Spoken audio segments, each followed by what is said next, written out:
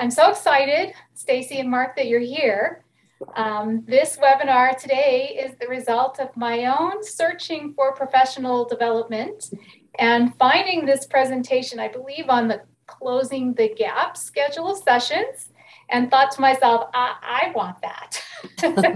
So I'm personally super excited that you're here today. If we haven't met, my name is Christina Perkins. I'm a speech language pathologist and assistive technology specialist for the SWAAAC program. I'm also the program coordinator.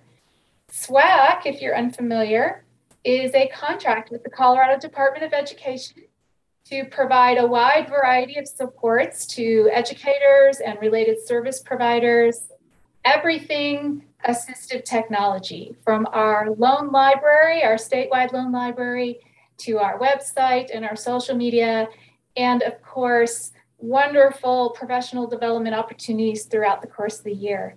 So let me please thank you for myself and all of our Colorado educators and related service providers. Thank you for being here. And I want to thank you as well for inviting me to Let's Talk Techquity for every student, every assignment, and every environment. I have drug along with me my own personal text helper, Mark Callahan, and we're happy to come and share some things with you today. And thank you again for taking time out of your days to join us for that. Someone has already been so gracious as to put in the chat the link to this slide deck. I also provided a QR code for you if you want to follow along, see the slides, have access to them after we go. I tend to, one, talk very fast, and two, put too much into all presentations I have. So it is my hope that if we don't get to it, that you will have an opportunity to kind of go back and reflect on some of the information we've shared today. And of course, if you have any questions, connect with me. So without further ado, because I do not want to take any of your time, I do want to welcome you to this live webinar. I mentioned already that I was thinking it was 3 to 4 my time, but forgetting I was in Michigan and not in Colorado. So here we are. And I want you to make sure, of course, you're probably at home or still at work. Take care of your needs as you see fit throughout the session. If you feel like you have to step away, please do so. Feel free to engage in the session, ask questions in the chat. I am fine as a teacher of the emotionally impaired. If you are to unmute yourself and just break in and yell out something, I'm okay there. But while we're doing this, think about your own learners, the learners that you're working with on a daily basis. In terms of a way to kind of help you reflect or a way to kind of jot down some of your thoughts, I would suggest taking notes on what is called a Monday someday list. I am a forever learner and gather nuggets from all of my colleagues and all the people that I work with. And a Monday someday note is something that I learned about very recently from another text helper, Joni Degner. And it is a great kind of just list, a way for you to jot down some things that you want to try on Monday and some things you might want to reflect on and look at later on, and that would be on your someday list. But of course, be open to possibility.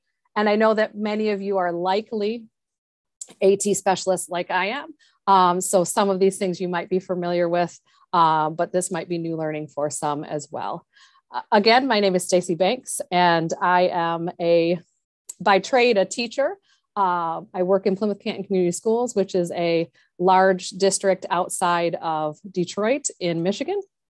I am currently in this position an assistive technology consultant. But again, in my past lives, I was a special ed teacher in a variety of different areas. Feel free to follow me on Twitter, and that is also my department's Twitter page. There. I'm going to turn off my camera because I keep seeing myself out of the corner of my eye and I can't stand it. So I'm going to turn that off, but we will jump right into it.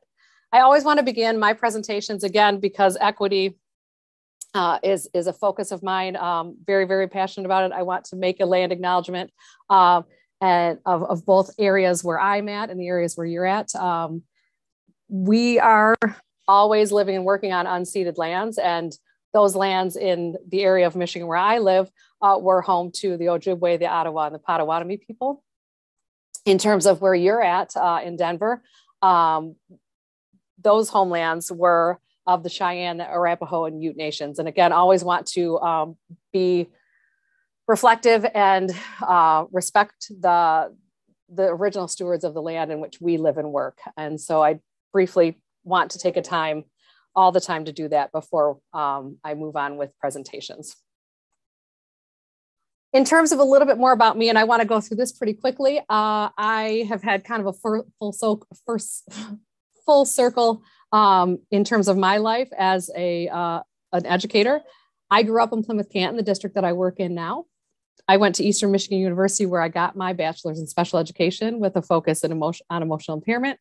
And from there, I worked in a small district that ran a countywide day treatment program for emotionally impaired students for 10 years. So I was in that program prior to moving on to another district. In the meantime, while I worked there, I did receive my master's in literacy education. So I am a reading specialist as well. I moved on to a larger district near my home, Wayne Westland, where I was a special ed teacher in a behavior recovery room, which was, again, similar to a day treatment for students with emotional impairment. I also was a TC in that district in the alternative education, or in the alternative high school.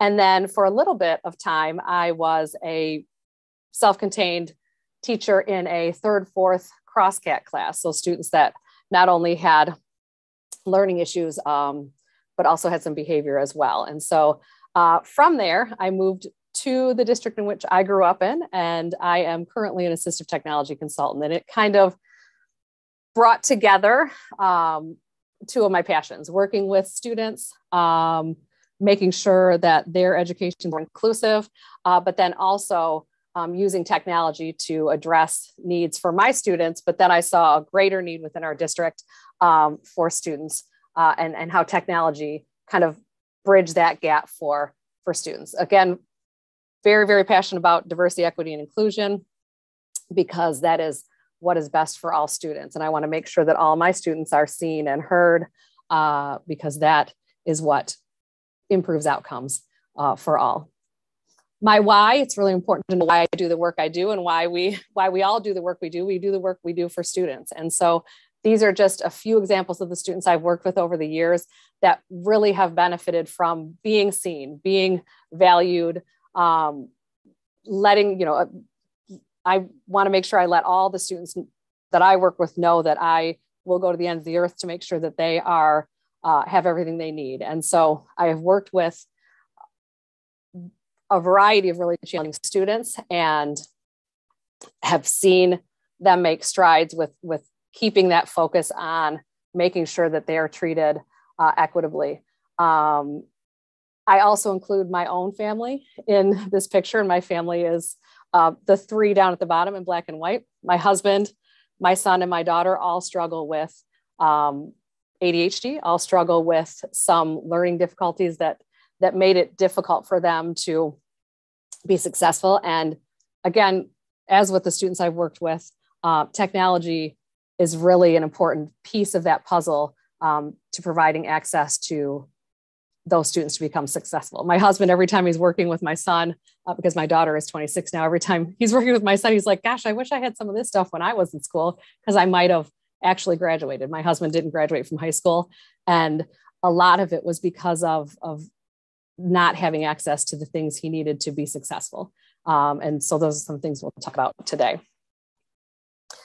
In terms of what our conversation looks like for today, we're going to define Techquity, what that means for us in our work. I want to kind of situate Techquity within Universal Design for Learning, or UDL. Look at some of the biases around AT, and as AT specialists, I'm sure that you are very aware of those, and you encounter those with teachers on a near daily basis. I also want to talk a little bit about our journey in our district through group license to district implementation of ReadWrite for Google. And if you're not familiar with that, we'll talk a little bit about it, but that is a UDL tool to support literacy for students, and then also try to identify some strategies that can help learners achieve success regardless of what learning scenario they're in. And again, we are still kind of in the midst of a pandemic, so we have students moving from in-person to hybrid to fully remote.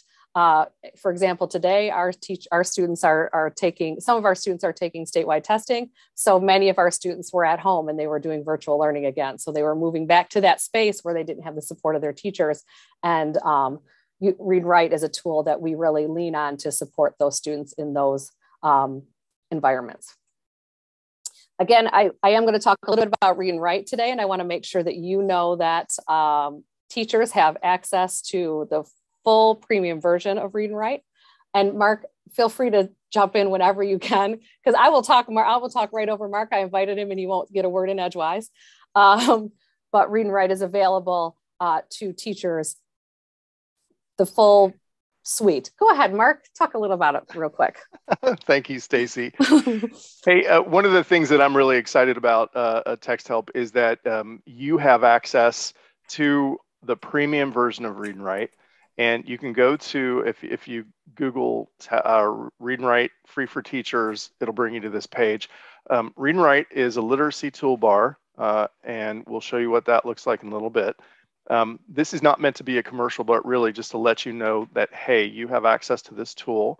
So you can download whatever version you'd like. It works for Windows, for Mac, for Google Chrome, works in Edge as well. There are some tools that work on the iPad, but you have the ability to download it. And then if you go to our Free for Teacher page and fill out the corresponding information and submit it, we'll give you premium access ongoing. So it's not something that you would have to renew in 6 months or 12 months. It's just you'll have continued access.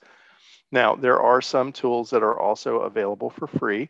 So one of the things that is really important to highlight is that in order to be COPA and FERPA compliant, we're not tracking student or teacher data. And that means that we have a Read Aloud is one of the free tools. We also have a translation tool. There's some other tools that are available. And so if your district doesn't currently have a text-to-speech solution, this would be a great way for you to share that with your IT colleagues, and then they can download that and push it out to student and teacher devices. How's that, Stace? Did that cover it? Yeah. All right. Thank you.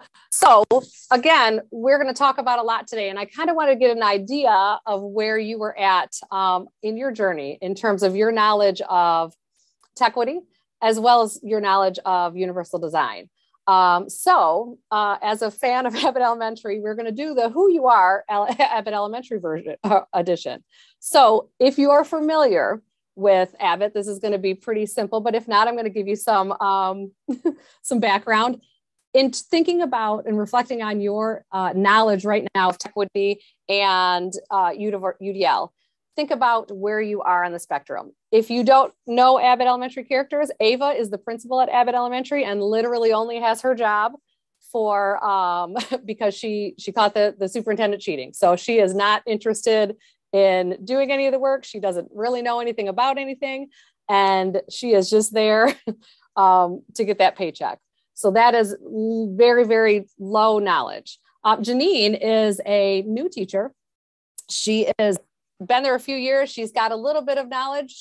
She loves to learn though. So she is ready to learn about Techquity and UDL, but she definitely probably doesn't want to teach anyone. Now, if we look at the end, Barbara and Melissa, they are veteran teachers. They are deeply ingrained and knowledgeable about teaching. So if you feel like you have a really deep understanding of Techquity and UDL already, you would be a Barbara or a Melissa. So if you want to just take a moment, kind of toss into the chat either a number 1, 2, or 3 or a name, just so I can get a better idea of where you're at in terms of your knowledge of Techquity and UDL. And I'm hoping that there is a nice cross-section of knowledge and understanding. It looks like lots of us are in the 2 or 3s, which is great. And again, feel free to unmute yourself and throw out some information if you have something to share. Because again, I learn from others all the time, and I want to make sure that that we can be collaborative as possible in order to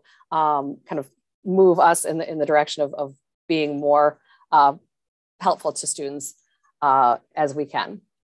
Thank you so much. Again, love Abbott Elementary. If you haven't checked it out, feel free. It's super fun. Glad I got to see a really good overview of where we're at. So as we jump right in, Techquity is just really that combination of using technology to increase equity, using strategically the technology you choose to use in order to mitigate or close those barriers that most of our district's DEI initiatives are addressing. We're looking at the opportunity gap. We're looking at making sure that students have access to the devices they need in class, make sure they have access to high-speed internet at home so they can access schoolwork, making sure they have all the tools that they need to access any area they would need to accomplish the task of completing or to gaining knowledge in your curriculum.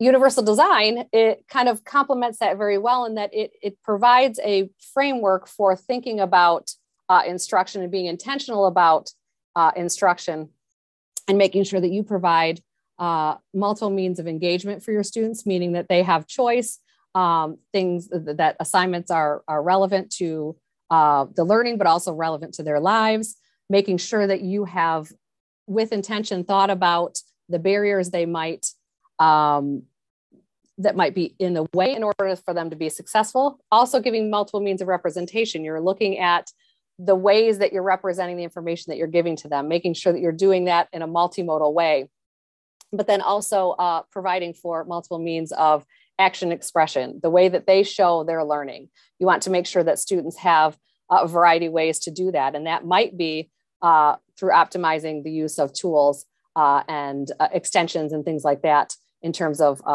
assistive technologies. So UDL, or Universal Design for Learning, is a CAST initiative, and there is lots of information on their website to learn a little bit more about UDL. But when you're thinking about what does that look like in the classroom, you can kind of look at the difference between a traditional classroom, the kind of classroom I grew up in, as compared to a UDL classroom. And in a traditional classroom, teaching focuses on what is taught versus how it's taught. And so UDL really thinks about how we're going to teach concepts and ideas so that students can better understand them. In a traditional classroom, accommodations are for specific students. You have students with 504 plans or students with IEPs, and they are the ones that get the accommodations. Whereas in a UDL classroom, those things that benefit students with IEPs and 504 plans, those accommodations that benefit those students will benefit everyone. Just as a ramp for a wheelchair is going to, you can walk up that if you're not in a wheelchair as well. Teachers generally in a traditional classroom decide how the class is set up. They decide what material is taught. They decide how that material is taught. Those are all things much more flexible in a UDL classroom. And then of course, for me, what is super important, where my next kind of like mission for a focus in terms of the work I do in this district is changing the way we grade. And so in a traditional classrooms, grades are they measure performance, but in a more UDL classroom, in a more equitable classroom, grades are to reinforce a goal and are not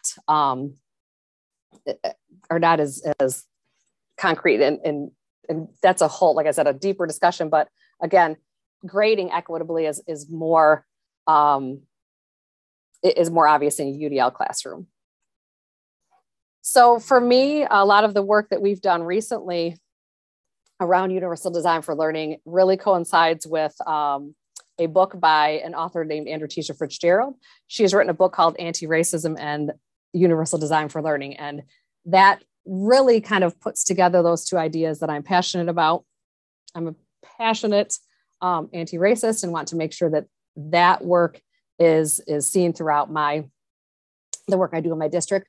But she talks a lot about how using those concepts of anti-racist teaching and UDL really changed the trajectory for students. And so we look at a traditional, the analogy that I think about and the analogy that she talks a lot about in her book is the idea of moving from that traditional education, which is a roadmap. You know, I never would have been able to drive anywhere if I had to have a roadmap, because if anything changed, I was out of luck. So we look at UDL moving more towards customizing the way that students learn, more like a GPS. And so that is a really powerful analogy. And again, I have this book at the end of the resources, but it is an amazing book that kind of talks a lot about equitable teaching under the umbrella of universal design. And so when you're thinking about the way you will construct curriculum or the way you will implement your instruction in a UDL framework with UDL thinking, is you want to start by thinking of who you're teaching. Then you want to think about what is your goal? What's the purpose of your lesson? What's the purpose of the unit? You want to address those barriers that might come up for students ahead of time. You don't want to wait till they've hit that barrier. You want to address those barriers and give them ways around prior to that. And that might be through providing supports. And we're not just going to provide the supports for those students that need them because of their 504 plan or because of their IEP, but we're going to present those supports for all students, because we all know that there are definitely students in your classroom that would benefit from a support, but are not receiving intervention, are not, tier 2, tier 3 learners, but would benefit from the support that those students might get. Using those UDL guidelines and more specifically looking at and reflecting on your practice with the UDL progression rubric, seeing how that you can remove barriers and move towards more expert teaching, and then implementing that instruction and getting feedback and seeing how that instruction impacts your students. And so that is kind of a really good graphic by Chrissy Butler on what that UDL thinking looks like. And within the work you do, and it sounds like most of you are probably AT specialists, and if it is similar to the way things work in Michigan, we are under that umbrella of special education. Part of my job is to look at providing universal design within the framework of the law. And we know that IDEA in Section 504 require that materials are accessible for students with disabilities. And that is kind of our stepping stone in my district in how we started this work within the district. I am again employed under the umbrella of the special education department, but as part of our district's dynamic plan, we are working very closely with curriculum and instruction to improve our universal design within our curriculum and instruction department. And it is through that lens of the fact that we have to do that per the law. And so we want to move again from inaccessible to accessible in terms of materials. And that is one good place to start when you are kind of starting this journey. Mark, you want to step in for a sec? Yeah, this is one of the slides that is one of my favorites. Stacy and I were trying to figure out how, if you think a picture is worth 1,000 words. So when we look back at the last several years and the impact of COVID, for students that struggle with literacy, they struggle everywhere. So that touches every subject area. But then think of it, one of the impacts of COVID is that most schools, districts, and college, they're all either very close to or they are fully one-to-one device-wise. So there are additional barriers now for our learners because they're having to try and increase their literacy skills, but they also might be challenged in some of the digital resources that might be in place in either their school or district. And so, when I was younger, I had some struggles with reading, and I just remembered feeling, I wasn't sure why I didn't get it like everyone else around me. And so, this is just us being sensitive to the fact that, there are many learners who feel like school can be an endless series of rainy days. And we don't want that. And so that's one of the reasons that I'm so excited to have an opportunity to kind of chat with you today and really to collaborate with Stacy on our Let's Talk Techquity message, because it can have a really amazing impact on learners.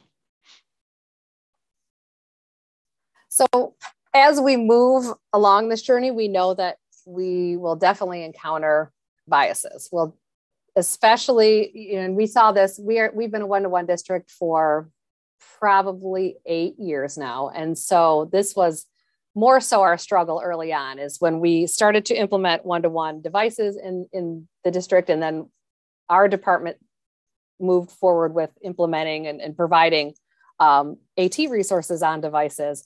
There was a lot of backlash with teachers. Some felt that students were too young to use tools. Some felt that students there was a crutch in some way, text read to them as a crutch. They need to read on their own. Audio reading isn't real reading. It's kind of cheat reading. So there's lots of biases that I'm sure that you hear on a daily basis as it relates to using or utilizing AT supports. And we consider that and the impact that it has on our students, especially in schools that struggle with that a lot. And again, our one-to-one journey has gone really smoothly, elementary and middle school, but we have really struggled at the high school level with buy-in in the one-to-one program. We know that the pandemic has really impacted the way in which students are learning, and we know that there are barriers we know that virtual school posed barriers for some of our students because they didn't have access to literature-rich environments. They didn't have access to in-person teachers, especially those young ones that really need that as they're building their literacy skills. And so this is just illustrating that although we're kind of moving back in the right direction because we've had some in-person learning, that reading has been impacted. And when students aren't ready to tackle core instruction because of their literacy skills, they are going to be impacted across the curriculum. And as we know, students work in all different kinds of places, even back to in-person instruction. And we're expecting them to go to all these different places. And without support, they tend to flounder. And Stacy and I, as we've been doing this session, this slide is really kind of representative of so many things. So it doesn't matter what your LMS is, whether you're a Microsoft or a Google Suite district, your students are likely going to be working in those environments. They'll be working in PDFs, and then you might have them working in some assessment solutions and a whole host of other wonderful solutions that we've kind of pictured on this slide. But then you may also have English learners.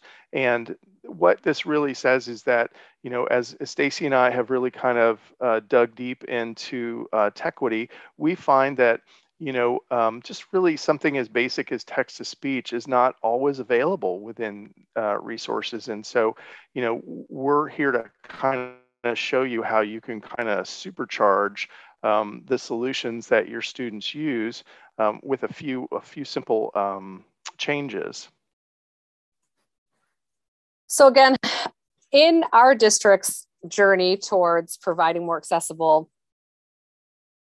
curriculum to our students, we looked at that first step of making sure that our learning materials were accessible. And we know that if we can answer yes to all three of these questions with that universal UDL lens on our curriculum implementation and our curriculum decisions, that our material is going to be accessible. Can students read in a variety of different ways? Can they read with their ears? Can they read with their eyes? Can content be accessed in at least 2 different learning modalities, auditory, visual, those types of things?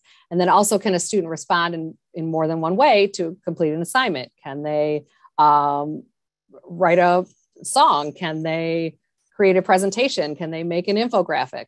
So if you can answer yes in terms of these 3 questions, then you are reaching the vast majority of your students. And of course, we know that there are going to be those students that, again, are going to need additional support.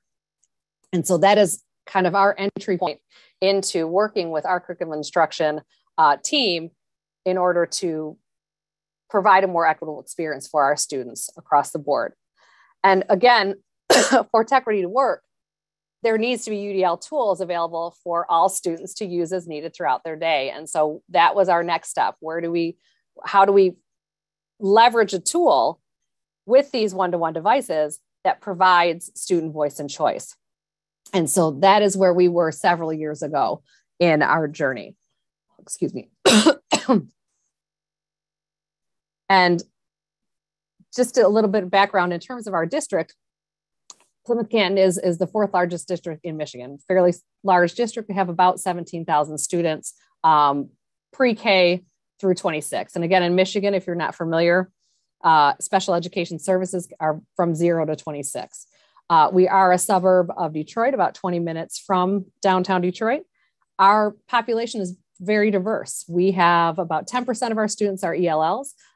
In their homes, over 60 different languages are spoken. The largest language group outside of English in Plymouth-Canton is Arabic-speaking students.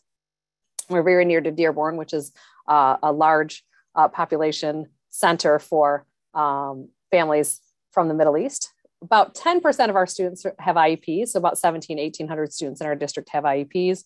Another several thousand, probably 1,000 have 504 plans.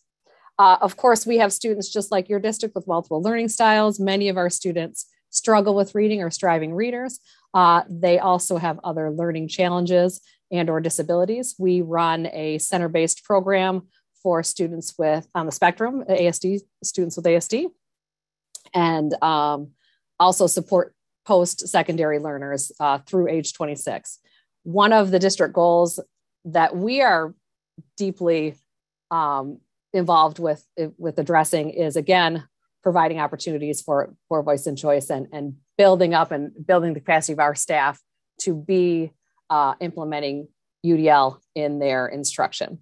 So again, that journey takes us to a place where we began looking for a UDL solution that will support all our students on their one-to-one devices. And we had tried a variety of different sources. You know, we did some Don Johnston, co-writer, Snap and Read. We moved on to looking at text help, but we wanted to make sure that whatever we chose was going to be kind of that Swiss Army knife for us. We didn't want to piecemeal tools. You know, we didn't want to have 3 or 4 different extensions that students could use to support their needs. We wanted something that was going to work on multiple platforms because we are a district that has a variety of platforms, Chromebooks for our 2 to 12 graders, iPads for our K1, and Windows devices for our teachers.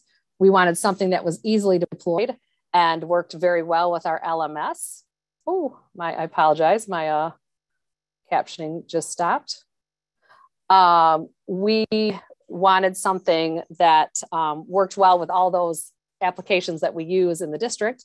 We wanted to make sure that we had a really good and collaborative vendor relationship. And again, that's where I pull Mark in because he is always helping me. Honestly, I don't even think he's my text help rep anymore, but I call him anyways.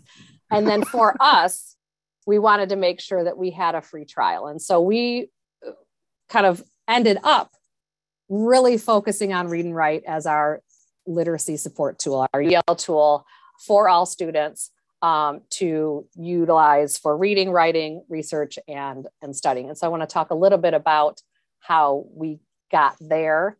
And I don't want to go too deeply into it, but if you are interested, we do have an efficacy or a reading or impact study that Text Help did around the pilot that we put together in our district. As you know, if you work in a district, you always have to prove before they're going to pony up the dollars. So we had to spend some time proving that Read and Write was going to be an effective tool for implementing UDL in our district. And we did that over 2 to 3 years, going from group licenses for our students with special needs to that district-wide implementation. And so I'm not going to spend too much time, but I want to talk a little bit about our journey. It started with, within our department, we would purchase 150, and then we went up to, I think, 200, 250 licenses for our students of Read and Write. We gave Read and Write to our students that struggle with reading and writing via their IEP or 504 plan. Those students, as you're probably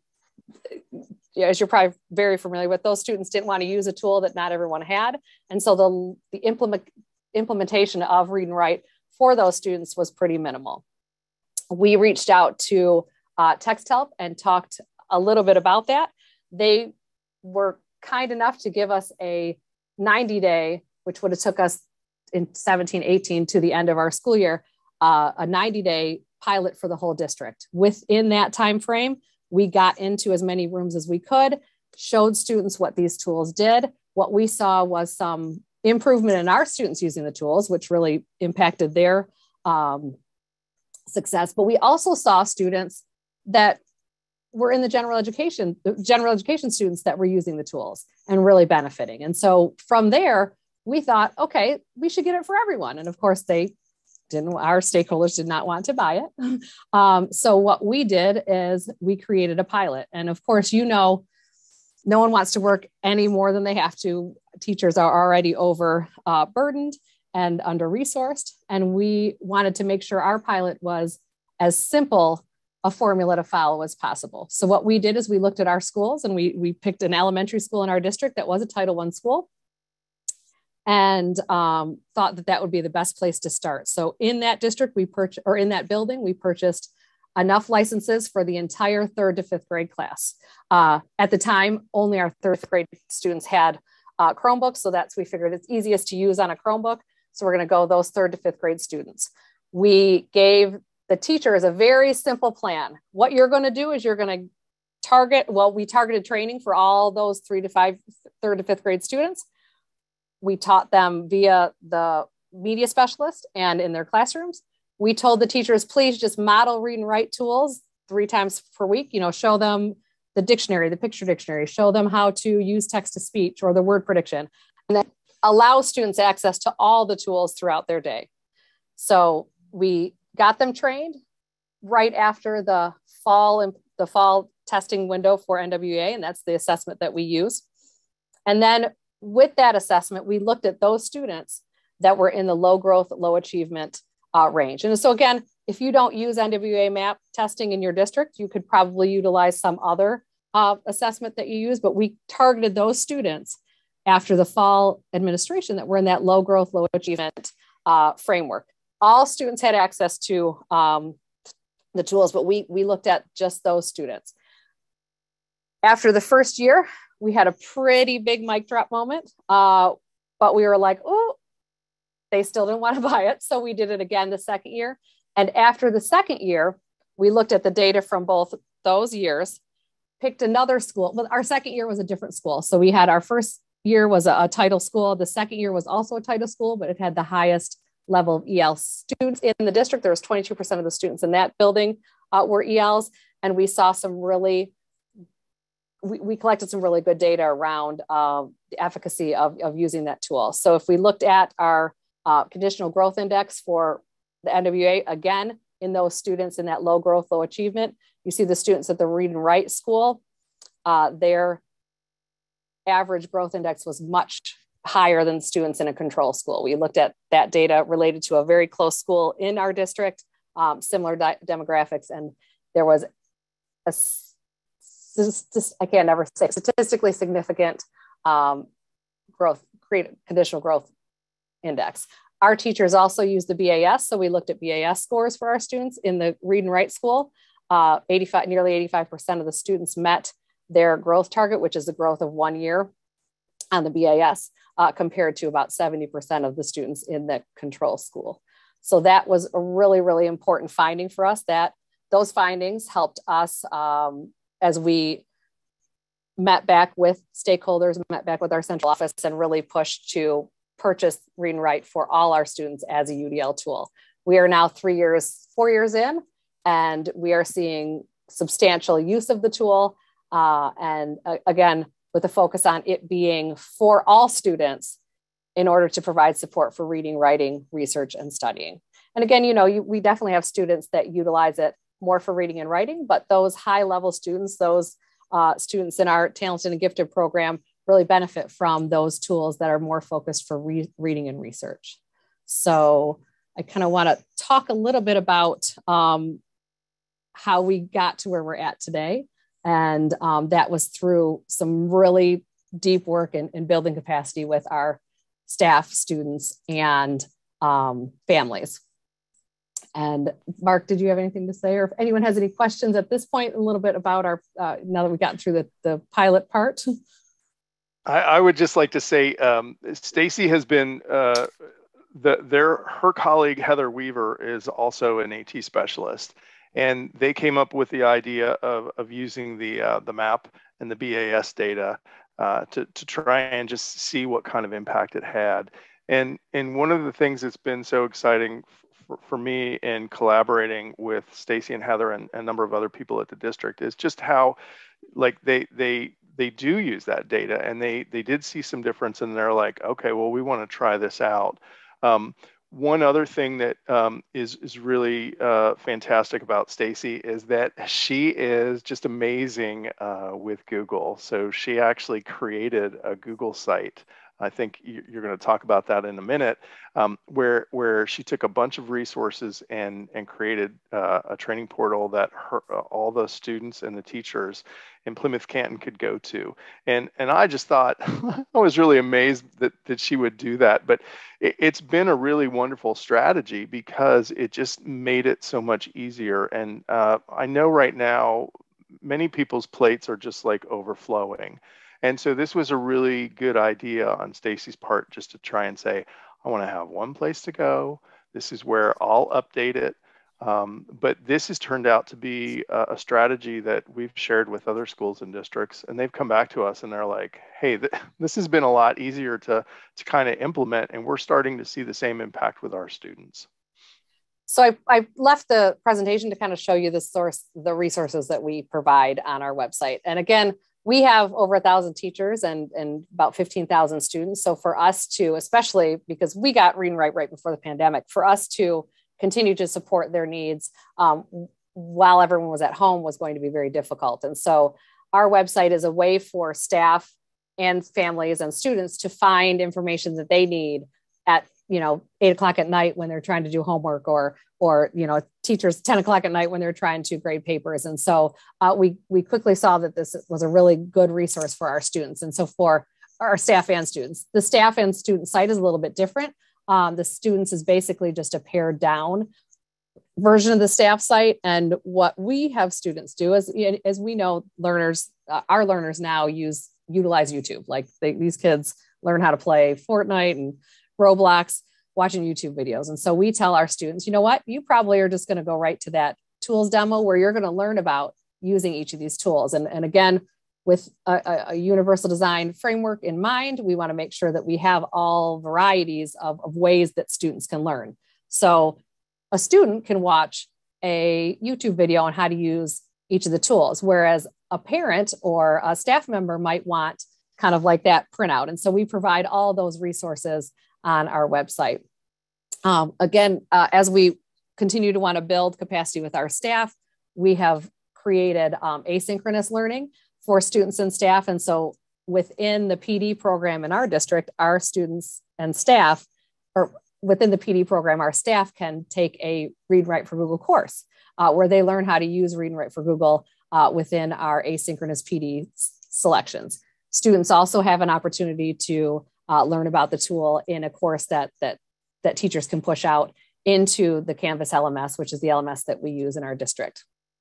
We have also spent many years providing in-class training, individualized training for our students, but that is just one of the ways that we are building capacity in our district around the use of Read and Write, so that there will be effective implementation and there'll be a cost benefit. I mean, there is a cost, and we want to make sure that we are continuing to utilize that tool to our advantage. And if we look at our data, another way that you're able to kind of see that it is effective is to break down usage data.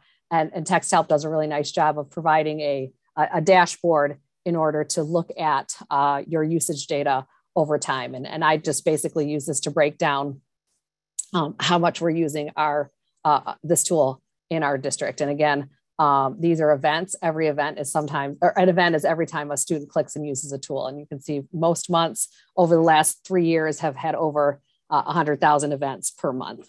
And we can kind of do a deeper dive into the data and see which tools our students are using. And there's high level of usage for prediction, word prediction, check it. Those are premium tools that ReadWrite provides.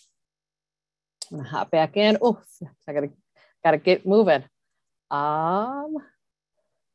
So in terms of how that has benefited our students, that is really where we get to the meat of what Techquity looks like in practice. And again, using AT tools, not just ReadWrite, to empower our students has really made a difference. And so what teachers have said to us anecdotally is that with those tools, students are more confident to tackle those complex tasks that they would not have been confident to do before. And so it provides students an independent way to tackle the work in a way that works for them in order to be successful.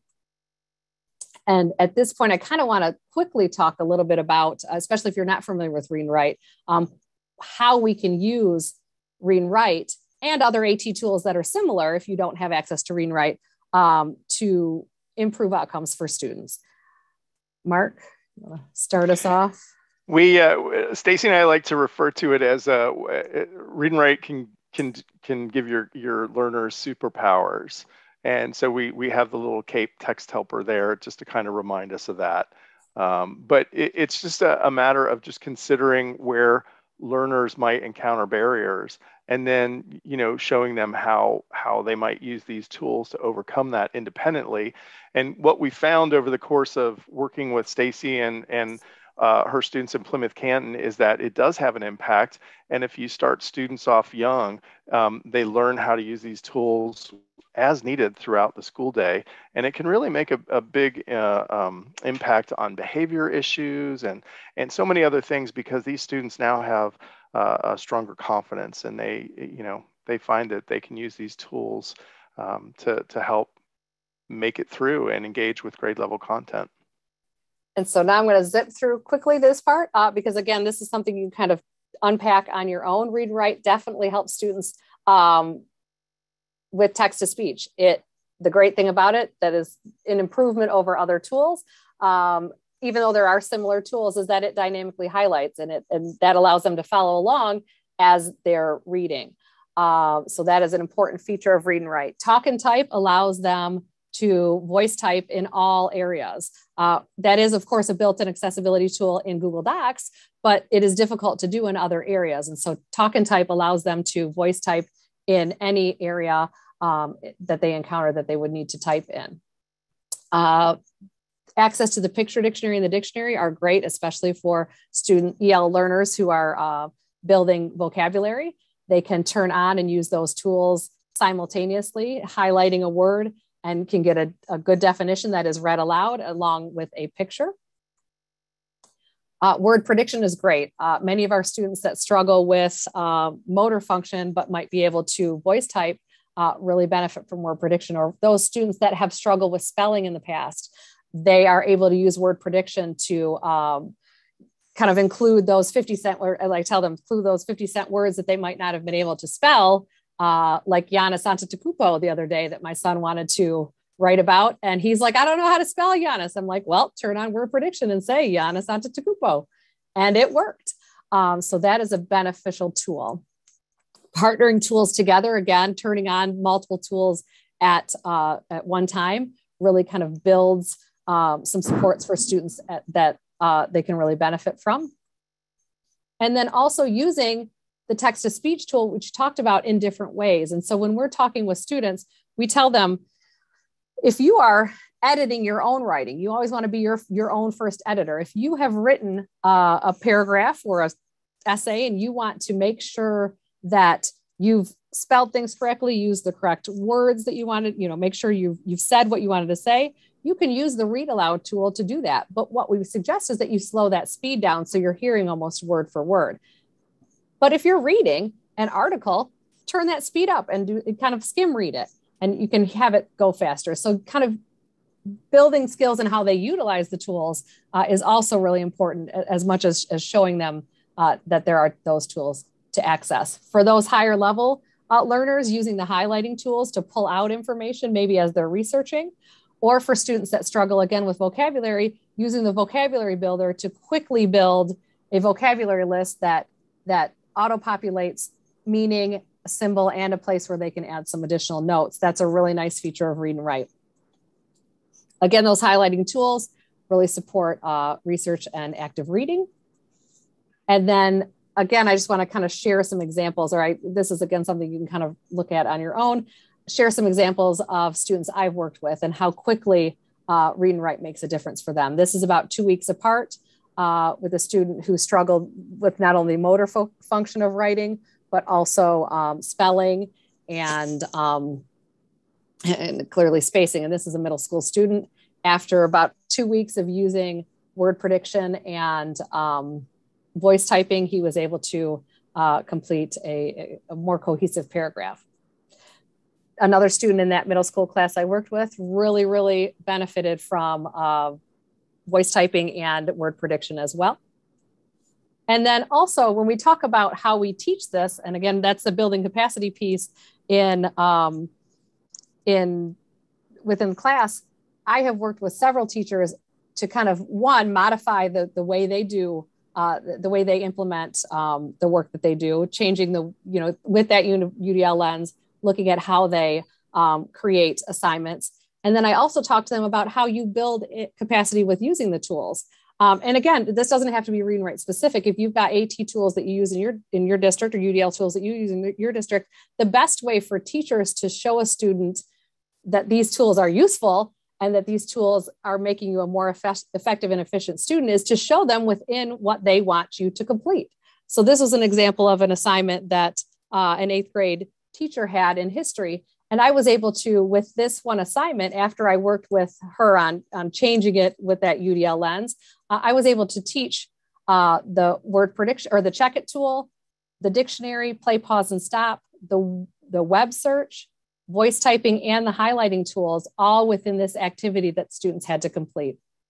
And so that was really powerful, especially for the student I was working with who had never completed this assignment when it was a paper assignment, but only began completing it when he could utilize these tools and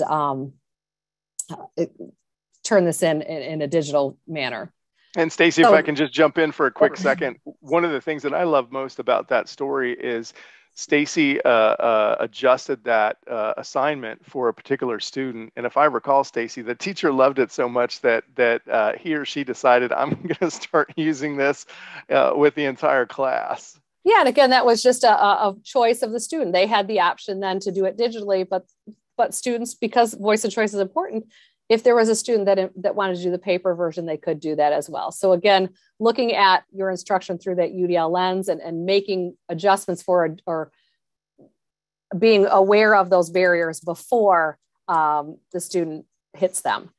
So I know that we're getting really close to the end and kind of want to conclude with Techquity being the ongoing way that we examine our practices, check our biases, look to provide solutions that will extend opportunities to students who didn't have them before. And again, all those students that I pictured on my why were all students that if I would have had them now, really could have made a difference for them, because they were many of those students I had prior to really deeply implementing AT as a support, because the districts I work in didn't have one-to-one. We also want to make sure that we are identifying those barriers, amplifying perspectives of all of our students, amplifying and seeing all of our students for who they are. And that is the best way to empower our learners as they move forward. Again, because I can't believe I got close to the end. I never get close to the end. I want to make sure that I give you guys lots of resources to kind of look at and ponder on. Some additional reading, Equity by Design by Chardon and Novak, and Antiracism and UDL by Andrew Teacher Fitzgerald. Those books are like essentials sitting on my desk every day. I did give a link to our Read and Write portal and would be happy to share that. I have shared that with several districts, gave them a copy so they didn't have to reinvent the wheel, because, you know, I'm crazy and I'm all about making sure everyone's got what they need. Lots of UDL resources from CAST. I know that many of us were, we were Janine's or Barbara's, so you guys are probably familiar with those, but then some other text help resources. There were 2 webinars earlier this year that were amazing. Andrew Tisha spoke at one of them.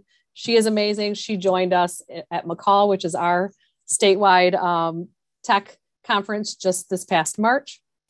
You can read our impact study based on the pilot process that we went through to implement Read and Write as our UDL tool. And then, of course, you can request more information from your text helper, not Mark. Mark's not even my text helper, but your text helper in Colorado.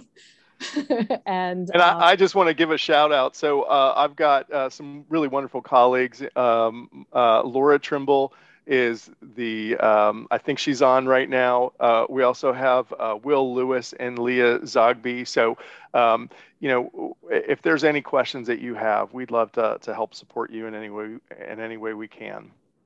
And because this is not a commercial for text help, I wanted to make sure that I provided, because again, I wasn't sure where we were at in terms of our knowledge. I wanted to make sure that I provided lots of resources for making materials universally digital and interactive, many of which you've probably used at some point. So ways in which to look at books, assignments, media, and accessibility in different ways for your students.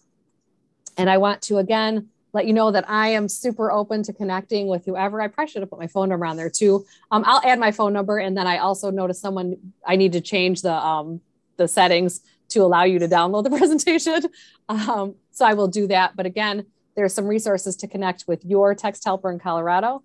And I want to end by recognizing that we have made it through, hopefully, a pretty difficult time in education. We have all kind of been in that same sea, but and I want to recognize that lots of us are in different boats. Lots of us have dealt with many, many different things over the past 2 years that have made it difficult for us to get up and get going every day for students. And I want to thank you for the work that you do and hope that we can continue to make changes in a positive way for our students. Thank you again for attending. I know that they will probably have you do something for SWAAAC in terms of a post survey, post session survey. But if you would take a moment to answer a couple questions for me, it just helps me kind of improve my practices as a presenter. It will be greatly appreciated. And again, that will give me an access to your information in case I want to send something else because I forget stuff and all those crazy things. It's been a year, it's been a day, it's been a week. I have to sub on Friday. That'll be fun because we are here for Good Friday and many teachers have taken off. So that is it. If you have any questions, I've got 3 minutes. I will stay on as long as people stay and answer as many questions as I can. I'll turn my camera back on again so I don't look like a crazy person. But thank you. Thank you. Yeah, and I would like to say thank you too. It has been so exciting to present with Stacy. She mentioned the McCall conference, which was in mid-March, and I had a chance to go up and moderate a 2-hour session on Techquity, and just the kind of stories that we're hearing from districts and educators and people are really starting to understand, how just a few simple changes can really impact their learners, the classroom environment, behavior. So we are very grateful for your time today. And I just want to thank you, Stacy, for allowing me to be part of this session. I appreciate it. Well, thank you for coming and helping me, even though you're not my text helper. Colorado, thanks you both, Stacy and Mark. Thank you so much for your time, your knowledge, your expertise, your passions. It's been a pleasure having you.